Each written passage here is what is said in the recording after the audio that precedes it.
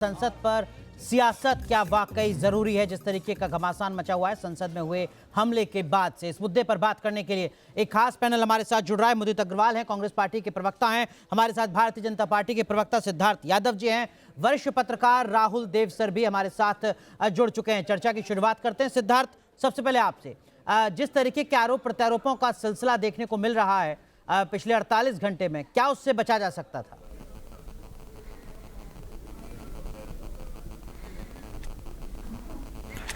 निश्चित रूप से अनुराग जी, जो घटना घटी है, सुरक्षा में चूक हुई, इससे तो किसी ने इनकार नहीं किया। पर उस होने के बाद जो हमारे इस पूरे सदन के कस्टोडियन हैं, हमारे लोकसभा के स्पीकर हैं, उन्होंने हाई लेवल की कमेटी बुलाई, हाई लेवल की मीटिंग बुलाई और सभी फ्लोर लीडर्स को बुलाया। उन्होंने होम मिनिस्ट्री को भी एक पत्र लिख करके इसकी उच्च स्तरीय जांच करने के आदेश दिए। हमारे one of the senior most DGPs को इस पर लगाया गया, एक उच्च स्तरीय जांच बैठाई गई, सभी एजेंसीज के लोगों को उसमें लगाया गया। अब इन्वेस्टिगेशन आगे बढ़ेगी और इसकी तह तक एक लोकतांत्रिक व्यवस्था के नाते हमको जाना है।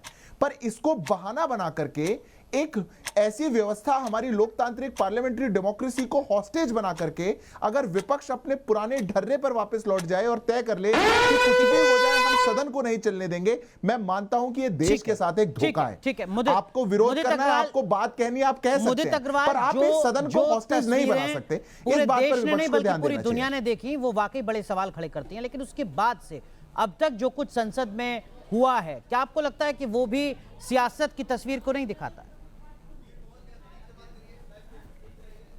देखिए, मुझे थोड़ा समय देंगे। मुझे याद है जब 2000 मेरी आवाज आ रही है आपको? जी जी बिल्कुल।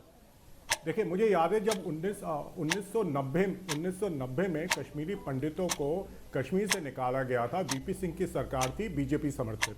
2001 में पार्लियामेंट पे अटैक होता है, फिर पुलवामा कांड होता है, चाइना हमारा देश का हिस्सा ऑक्यूपाई करती है, मणिपुर में कांड होता है। इन सब में कॉमन थ्रेड क्या है कि बीजेपी की सरकारें रही हैं। और बीजेपी की सरकार सिर्फ कहने के लिए कहती है हम 56 इंच की सरकार हैं, लेकिन इससे ज़्यादा कमज़ोर सरकार आंतरिक मामलों में हुई नहीं है। देश की नई संसद बनी, उसके अंदर 13 दिसंबर वही दिन है जब 20 साल पहले और आज दोबारा से 20 साल बाद इंडियन पार्लियामेंट के अंदर ठीक है लोग घुस जाते हैं। ठीक है मुदित जी, हम 45 सेकंड शुरुआत में देते हैं अपने पैनलिस्ट को। आपने अपनी बात कही, डिबेट को ओपन करेंगे तब आप अपनी बात को खुलकर कहिएगा। बिल्कुल ठीक है, मैं आऊंगा आपके पास। राहुल देव सर, अभी कांग्रेस के प्रवक्ता ने जिक्र किया कुछ तारीखों का, कुछ लिस्ट मैंने भी निकाली सर।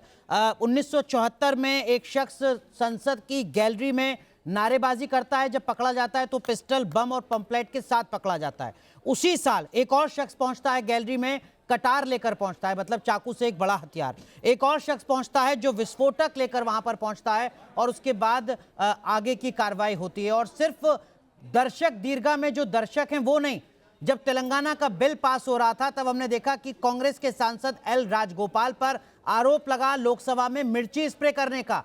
4 एम्बुलेंस तैनात होती हैं लोकसभा में, कई सांसदों को अस्पताल में भर्ती किया जाता है। लोकसभा की अध्यक्ष मीरा कुमार तक आंखों पर हाथ रखकर बाहर निकलती हुई नजर आती हैं। ये पहली बार तो हो नहीं रहा सर। क्या राजनीति से नहीं बचा जा सकता, गंभीरता से नहीं सोचा जा सकता, देखा जा सकता इन मुद्दों को? राहुल सर। नहीं, मुझे यही दुख है कि दोनों पक्ष कोई लचीलापन नहीं दिखा रहे हैं और केवल अपनी अपनी बात पे अड़े हुए हैं। लेकिन मैं विपक्ष से ये जरूर कहूँगा कि सरकार ने अपनी ओर से देखिए जांच की और अभी उन्होंने बताया जांच के आदेश हुए हैं। जाहिर है कि जांच होगी ही। आखिर ये जो एक तरह का ये तमाचा है या एक जो प्रश्न लगा है, वो तो सरकार की अपनी सुरक्षा व्यवस्था पर है, उसकी मुस्तैदी पर है।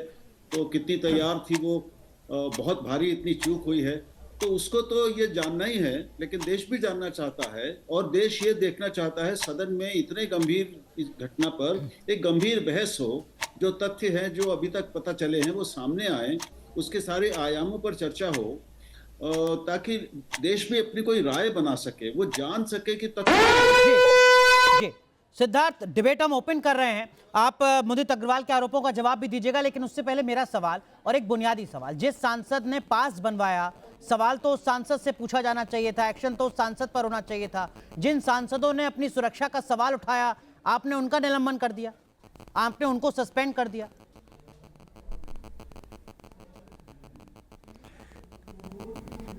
देखिए अनुराग जी, बिल्कुल जांच के दायरे में जिनने पास बनाए थे वो भी आएंगे, इसमें कोई दो राय नहीं है।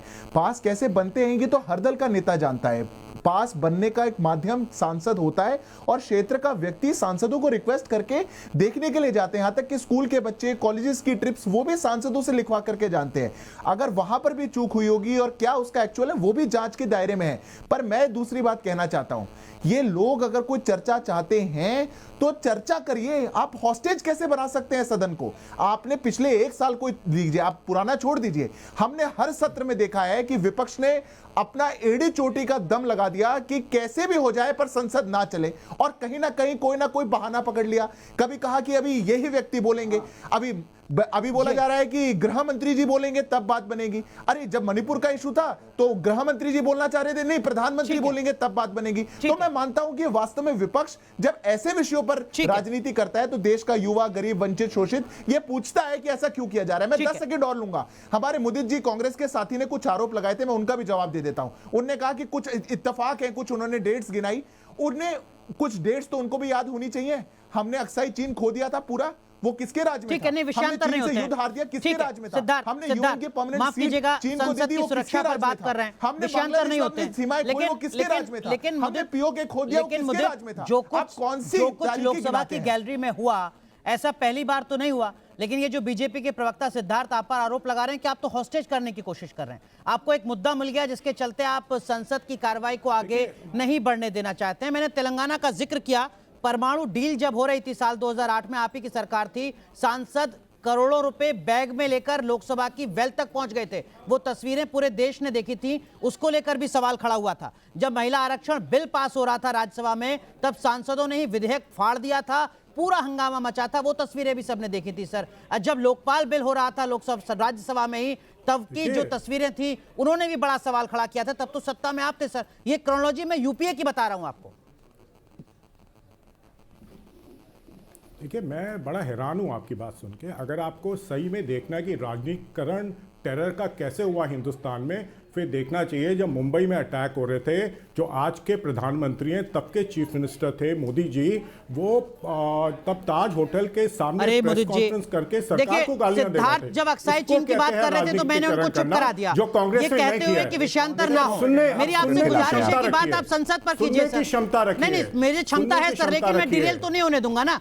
सिद्धार्थ अगर अक्साई चीन की बात कर रहे हैं तो मैंने उनको चुप कराया। आप मुंबई पर ले जाएंगे संसद की बहस को, तो मैं आपसे गुजारिश करूंगा संसद पर बात कीजिए सर। थोड़ी क्षमता रखें ना सुनने की। संसद पर मैं तो कह रहा हूँ राजनीतिकरण किसको कहते हैं, वो तब मोदी जी ने किया था राजनीतिकरण। हम तो जवाब मांग रहे हैं सरकार से, भैया इतनी बड़ी चूक होती है, इंडियन पार्लियामेंट में कैनिस्टर लेके लोग आ जाते हैं, वो जो गैस निकली वो जहरीली भी तो हो सकती थी। इस समय वो एमपी सारे मर भी तो सकते थे। क्या ये सच्चाई है? नहीं है? इसकी कोई जिम्मेदारी लेगा नहीं लेगा? अगर हम ये कहते हैं गृह मंत्री जी आके पार्लियामेंट में इसके ऊपर जवाब दे, तो क्या देना नहीं चाहिए? देश के प्रधान, देश के गृह मंत्री को क्या इस पे जवाब नहीं देना चाहिए? क्या गलती है इस मांग में? प्लीज आप मुझे बताइए क्या गलती है? बहुत संक्षेप में, सरकार जवाब क्यों नहीं देना चाह रही? मैं संक्षेप में जवाब दे देता हूं। मैं संक्षेप में जवाब देता हूं। अनुराग जी, जवाब देने से किसी ने मना नहीं किया, आपके व्यूअर्स जानते हैं। मैं पर फिर भी एक बार इनकी हिपोक्रेसी को एक्सपोज करने के लिए जरूर आपको बताऊंगा।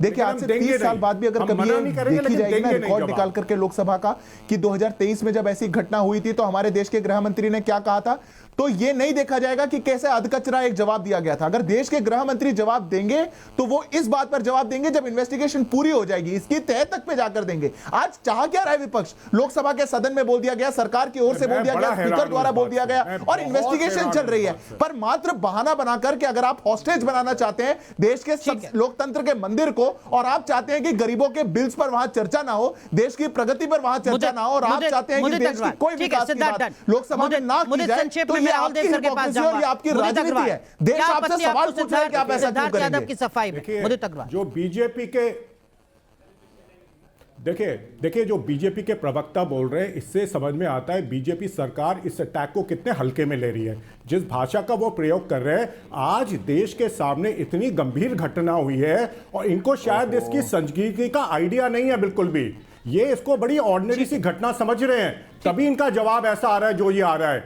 ये तो बिल्कुल, मैं तो बल्कि बिल्कुल गृह मंत्री को पार्लियामेंट में आके इसकी सफाई देनी उच्च चाहिए। स्तरीय जांच हमने बैठाई है, हम इसको अल्टीमेट सीरियसनेस में ले रहे हैं। आप ऑर्डिनरी मान रहे हैं, तब तो कह रहे हैं कि कुछ भी नहीं हुआ, अभी जवाब दो। सरकार कह रही है कि साहब देखिए प्रारंभिक जांच पूरी हो जाए, कुछ तथ्य सामने आ जाएं, उसके बाद गृह मंत्री सदन में बयान देंगे, जो एक वैलिड पॉइंट कुछ हद तक बनता भी है। सर आप मुझे करेक्ट कीजिएगा, विपक्ष कह रहा है कि नहीं साहब इस मुद्दे पर बात करने से भागने की कोशिश हो रही है। राजनीति कहां हो रही है जाता है राहुल देव इतना सर? बड़ा हादसा हो जाता है और अगर सरकार हमारे मित्र चुप हो तो मैं कुछ मुदित प्लीज। राहुल देव सर, ऐसा है कि इसको यूं देखिए कि अगर वहां पर ये बात इसमें दम है कि वो जो एक निर्दोष इस तरह की गैस नहीं, कोई सचमुच खतरनाक गैस होती, जहरीली गैस होती या कोई और हथियार होता, तो अगर कुछ लोग, कुछ सांसद घायल हो जाते, खुदा न करे अगर कुछ उनको हो जाता, तब क्या गृह मंत्री जवाब नहीं देते?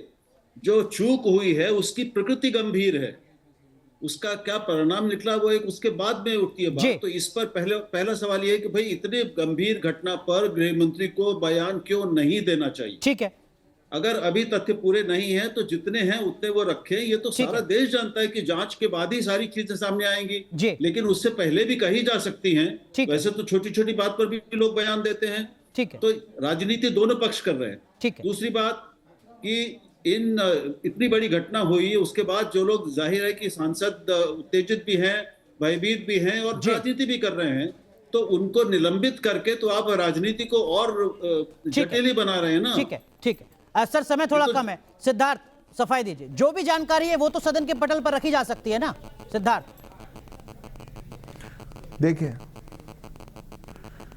देखिए अनुराग जी, दो तरफ की बात नहीं हो सकती। ये नहीं कहा जा सकता कि छोटी बात पर भी बयान दे दिया जाता है और ये बात गंभीर है पर इस पे भी जवाब दे दो।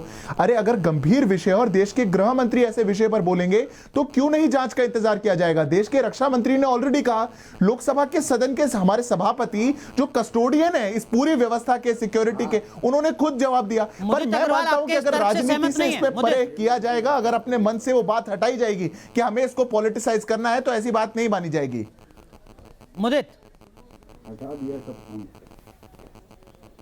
देखिए ये कह रहे हैं कि ये सरकार के जो एक्शंस है उससे लगता है ये सरकार बिल्कुल जवाबदेही नहीं है, बल्कि जो एमपीज जवाब मांग रहे थे आपने उनको सस्पेंड किया। उसमें एक ऐसा एमपी भी था डीएमके का जो सदन में प्रेजेंट नहीं था, आपने उसको भी सस्पेंड किया। और जिस एमपी ने पासिस पे साइन किया था बीजेपी का, उसके विरोध कोई एक्शन नहीं लिया गया। सांसद ने पास जारी किया, उसकी जवाबदेही जरूर तय होनी चाहिए, लेकिन सांसदों को सस्पेंड किया गया हो ऐसा पहली बार हो रहा है, ऐसा भी नहीं है। सबसे ज्यादा सांसद साल 1989 में सस्पेंड हुए थे, 60 से ज्यादा, जब ठक्कर कमीशन की रिपोर्ट लोकसभा में पेश की जा रही थी, सरकार में